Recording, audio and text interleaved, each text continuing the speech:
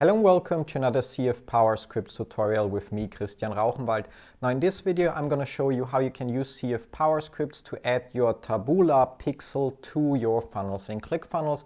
And as always, in order to get started, you'll need to log into your CF PowerScripts account. Once you're there, head to the PowerScript section and there look for the funnel where you want to add the pixel to. Now if you want to add the same pixel to all of your funnels, you could also add the script here globally, but I'm going to pick my development funnel here to add it there specifically. Now within the funnel, simply click on Add New, look for the Taboola pixel script, click on it, and as you can see, all we need is our Taboola pixel ID.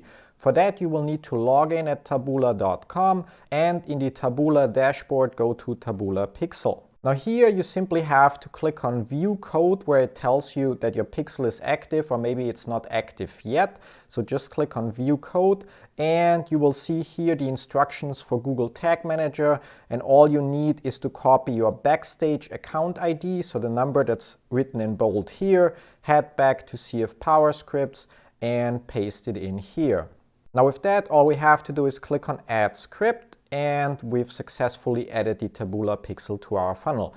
In order to test that, you can install the Taboola Pixel Helper Chrome extension and then simply open up one of your funnel steps. And you will see that the Chrome extension shows you that the pixel has been added with the advertiser ID that is highlighted here and the page view event has been fired. That's it. That's how easy you can add your Taboola pixel to your funnels in ClickFunnels thanks to CF PowerScripts.